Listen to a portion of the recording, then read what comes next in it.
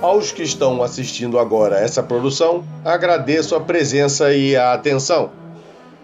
Começamos com Eratóstenes, que demonstrou com um experimento simples que a Terra era esférica, como uma revelação sensível que se deu através de simples observação de sombras que o Sol provocava na superfície da Terra.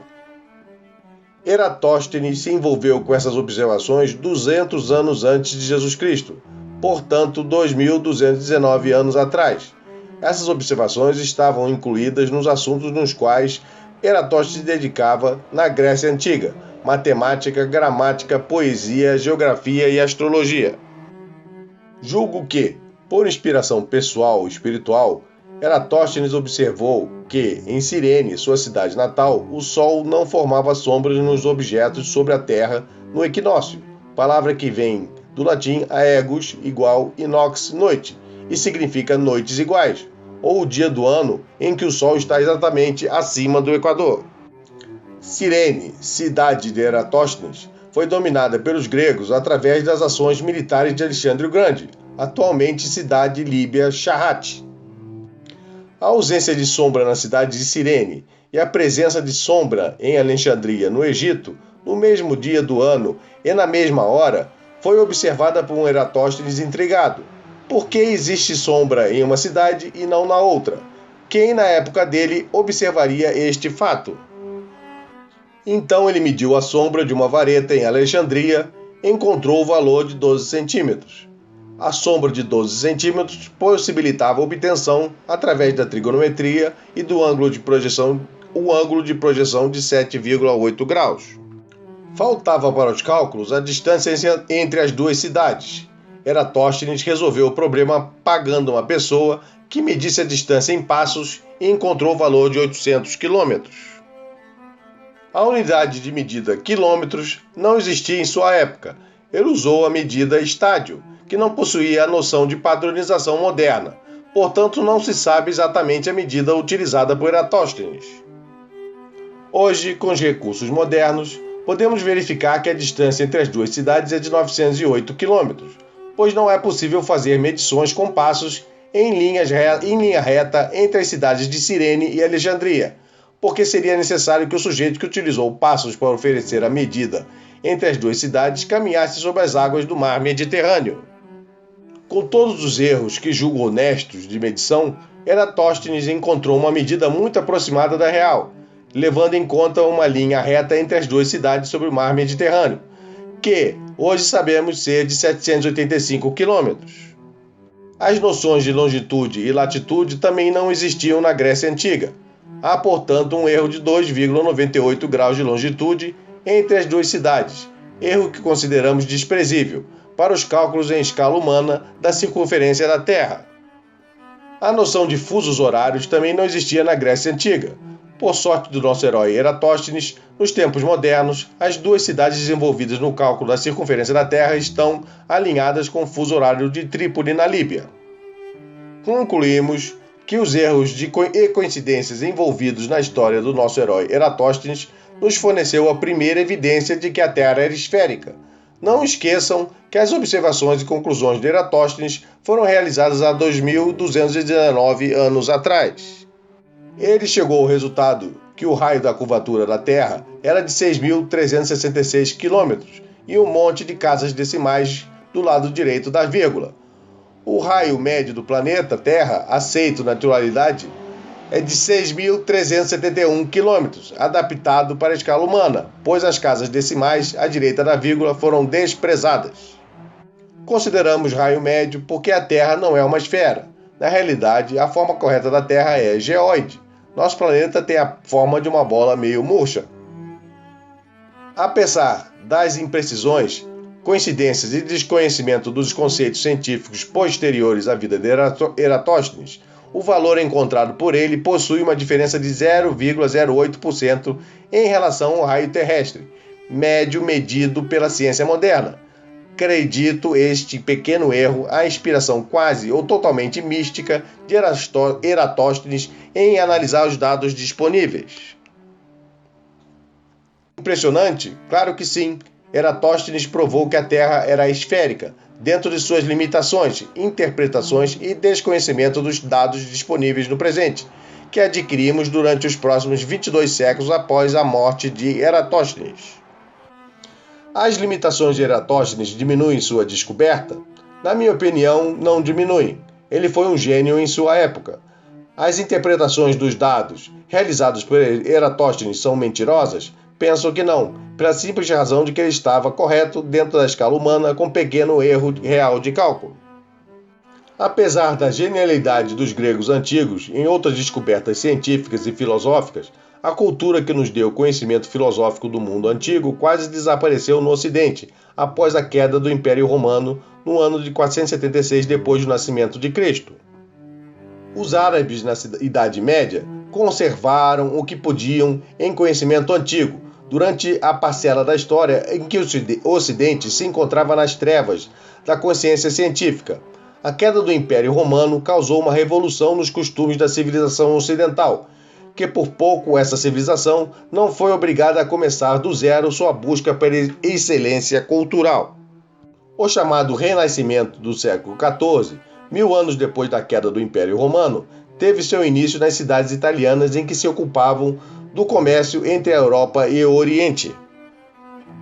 Muitos dos ideais gregos antigos voltaram a ser reverenciados, estudados e cultivados como ponto de partida.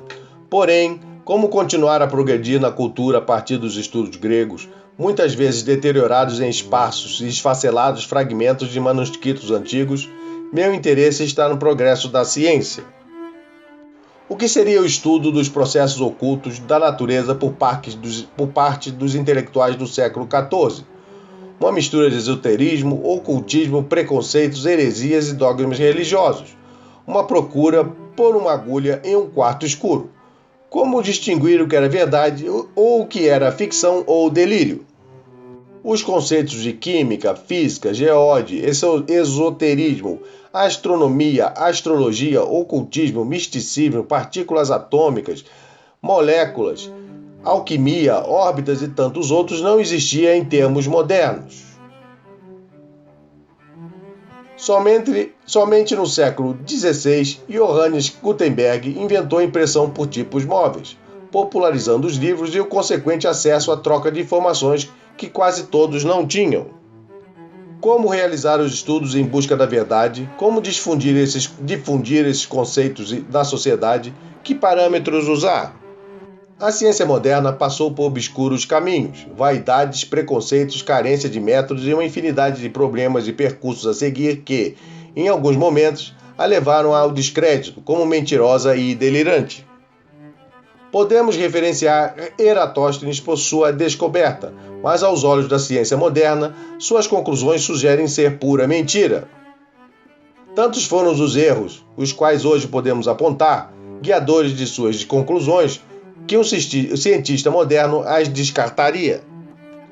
Porém, o resultado obtido por Eratóstenes é consistente com a realidade da escala humana, em uma época em que os métodos de empirismo não existiam como conceito.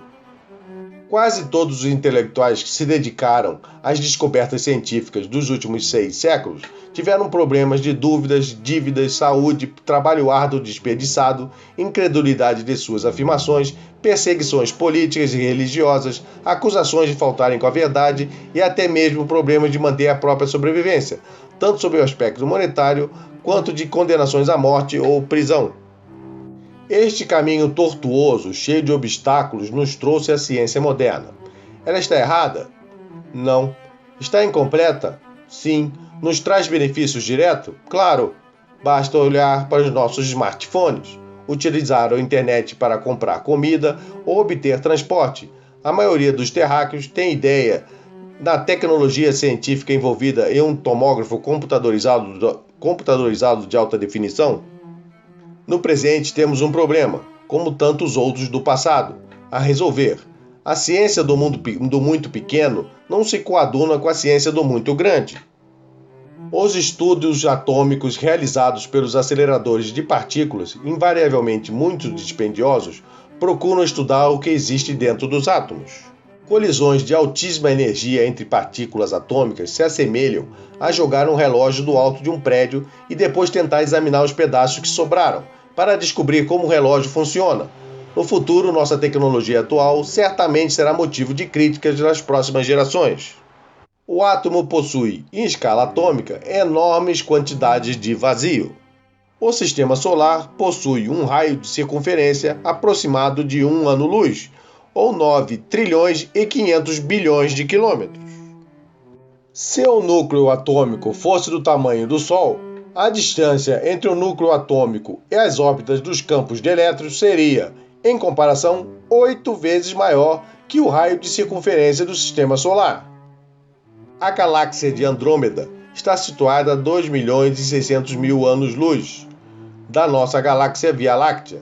Nossas 54 vizinhas que formam o grupo local de galáxias têm, em conjunto, diâmetro de 10 milhões de anos-luz. O universo observável a partir da Terra possui 2 trilhões de galáxias. Temos aqui o grande problema. Nossos conhecimentos sobre o infinitamente pequeno e infinitamente grande não podem explicar a existência de dois infinitos em uma só conjectura. O que é comum nas duas situações, além de aparentemente infinitas, existe muito mais vazio do que matéria no cosmos. O que é mais importante então, o vazio ou a matéria? Estamos descobrindo que o vazio não é vazio. O vazio está cheio de energia. O vácuo quântico está repleto de energia do ponto zero. Em 1948, o físico holandês Hendrik Casimir, em experiência indutiva, incluída, creio eu, no conceito da falseabilidade, deduziu a existência de campos quânticos quando utilizou duas placas metálicas eletricamente neutras afastadas de alguns microns, introduzidas no vácuo. O chamado efeito Casimir consiste em observar a aproximação das placas devido à pressão exterior das partículas subatômicas virtuais ou flutuações do vácuo, mais numerosas atrás das placas do que entre elas. Entre as placas afastadas de alguns microns, os comprimentos de onda dos campos subatômicos são restringidos e ocorre uma diminuição desses campos entre as placas. Os campos ondulatórios no espaço infinito fora das placas é maior do que os campos ondulatórios no espaço infinito entre as placas, o que provoca a aproximação das mesmas. Notem que estou misturando partículas e campos ondulatórios eletromagnéticos. As partículas envolvidas nessa física quântica moderna são chamadas de virtuais, porque são fótons com massa.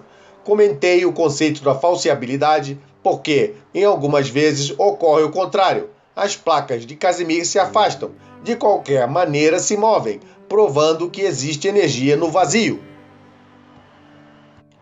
Em 2011, foi realizada outra experiência chamada efeito Casimir dinâmico.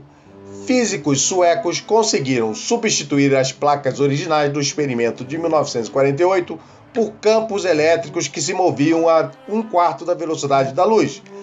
O resultado observado foi a produção de fótons virtuais a partir do vácuo. O vazio não existe. No vazio encontramos uma espuma quântica que existe em todo o cosmos, seja no micro infinito ou no macro infinito.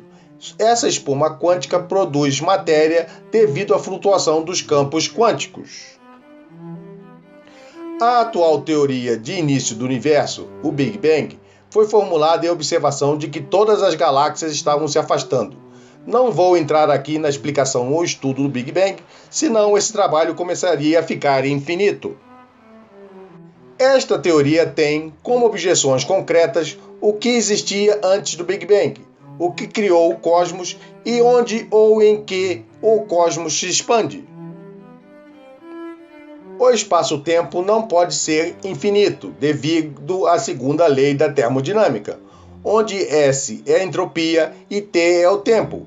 Quando o tempo é infinito, a equação tem resultado indefinido. Neste ponto, eu penso que o cosmos não precisa seguir nossas definições matemáticas ou leis da física. Peço desculpas pela rebeldia. As perguntas sobre a existência de Deus seguem alguns problemas também. Quem criou Deus? Onde ele está? Como se comunicar com ele? A resposta mais aceitável aos questionamentos da existência de Deus e da existência do cosmos é: ambos precisam ser infinitos sem começo ou fim. Neste ponto, precisamos considerar o conceito de Stephen Hawking de tempo imaginário. A espuma quântica que permeia todo o cosmos une e faz as conexões da matéria com energia pura no micro e no macro infinito poderia explicar a existência de Deus? Pois portaria a materialidade que seria necessária para explicar nossas questões metafísicas. Para o final de argumentação, precisamos que a energia da espuma quântica fosse verdade e que a segunda lei da termodinâmica está incompleta ou é falsa. De qualquer modo, a tentativa de comunicação com Deus e sua existência são questões que podem ser explicadas pela constatação de campos de energia permeando completamente o cosmos. Este seria o Deus de Spinoza. Talvez, nos próximos anos de busca incansável pela verdade, serão reveladas novas e maravilhosas possibilidades. Propositalmente, essas considerações são resumidas, mas detalhes tornariam esse trabalho longo demais. Agradeço a atenção e peço que deem seu like, se tiverem gostado. Cliquem no sininho para receber novidades e se inscrevam no canal. Até a próxima, tchau!